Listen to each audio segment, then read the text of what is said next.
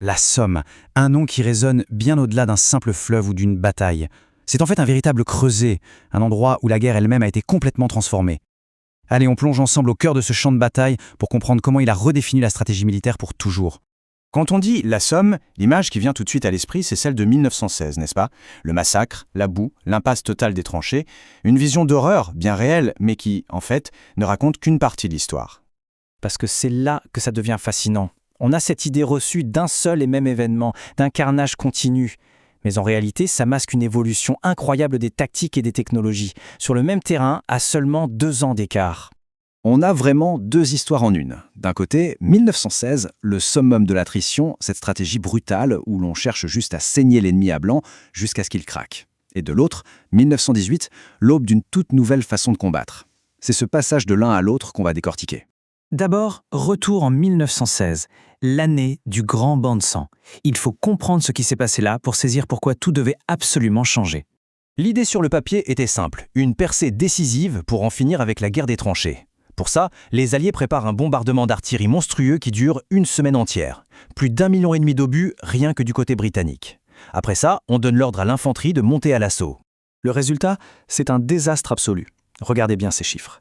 Le total est effroyable, 57 400 hommes hors de combat, en une seule journée, dont plus de 19 000 morts. Le 1er juillet 1916 reste, encore aujourd'hui, le jour le plus meurtrier de toute l'histoire de l'armée britannique. Et pourquoi? Tout simplement parce que les mitrailleuses allemandes, bien protégées dans leurs abris souterrains, ont survécu à la pluie d'obus et ont littéralement fauché les vagues d'assaut. Cette phrase d'un soldat allemand dit tout. Le type avait connu Verdun, qui était déjà l'enfer sur terre. Et pourtant, pour lui, la Somme, c'était encore pire. C'est une boucherie qui broie les 2 armées sans qu'un vainqueur ne se dessine. Forcément, face à un tel blocage, il fallait trouver une solution, n'importe quoi. Et cette solution va arriver sous la forme d'une machine incroyable pour l'époque, presque de la science-fiction, le char d'assaut, utilisé ici pour la toute première fois de l'histoire. Regardons un peu la bête. C'est lourd, c'est lent, ça tombe en panne tout le temps, mais ça peut franchir les barbelés et ça résiste aux balles. Son impact psychologique sur les soldats allemands est immense, mais son efficacité au combat est encore très limitée. Disons que c'est un premier jet, une promesse pour l'avenir. Bon, sautons maintenant 2 ans plus tard. On est en 1918. Le décor a complètement changé. Les Allemands ont signé la paix avec la Russie, ils peuvent ramener toutes leurs troupes à l'ouest. Et ils vont jouer leur dernière carte, sur ce même champ de bataille de la Somme. Cette offensive, c'est la Kaiserschlacht, la bataille de l'empereur. C'est un pari énorme, un coup de poker du général Ludendorff. Le but, percer les lignes alliées une bonne fois pour toutes, avant que les millions de soldats américains qui débarquent en France ne rendent toute victoire impossible. À ce stade de la guerre, le combat ne se passe plus seulement au sol. Le ciel est devenu un enjeu majeur pour l'observation, pour le bombardement. Et au-dessus de la Somme, une véritable légende vivante mène les escadrilles allemandes. 80. C'est le nombre de victoires aériennes officielles du Baron Rouge. C'est une icône absolue. Un aristocrate qui fait peindre son Fokker en rouge vif, non pas pour se cacher, mais au contraire pour être vu et provoquer l'ennemi en duel. Sa réputation est gigantesque, des 2 côtés du front. Et puis, le 21 avril 1918, la légende s'effondre. Le Baron Rouge est abattu. Un événement énorme, mais qui est tout de suite entouré de mystères. La propagande alliée s'empresse de donner le crédit à un pilote canadien, Roy Brown. Sauf que, dans le chaos d'un combat, la vérité est souvent bien plus complexe. Pendant des années, on a débattu. Mais aujourd'hui, les analyses balistiques modernes sont assez claires. Le Baron Rouge, un peu trop sûr de lui, poursuivait sa proie à très basse altitude, juste au-dessus des lignes australiennes. Et c'est là qu'il a été touché, probablement par une simple balle de fusil, tirée depuis le sol. La fin de l'As des As, abattu par un fantassin anonyme. Ça montre bien à quel point le champ de bataille a changé. La mort du Baron Rouge est un coup symbolique, mais l'offensive allemande, elle, continue de tout emporter sur son passage. Les Alliés sont au bord de la rupture. Il leur faut une nouvelle méthode, et vite. Et c'est là qu'un général australien va complètement changer les règles du jeu. Voici l'homme de la situation, John Monash.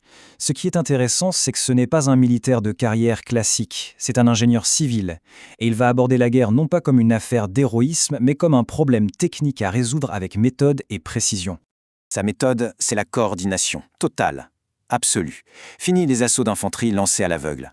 Monash conçoit la bataille comme une symphonie. Chaque instrument, l'artillerie, les chars, l'aviation, l'infanterie, a une partition précise à jouer, à un moment précis. Le but, un effet maximal pour des pertes minimales.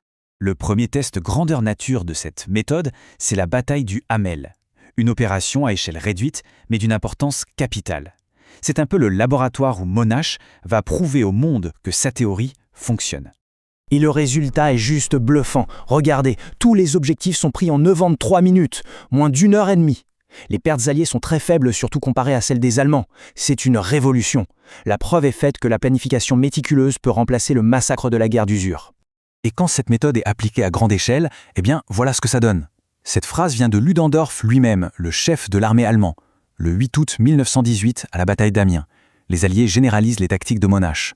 Pour les Allemands, le choc est si brutal, si total, qu'ils comprennent ce jour-là que la guerre est finie pour eux.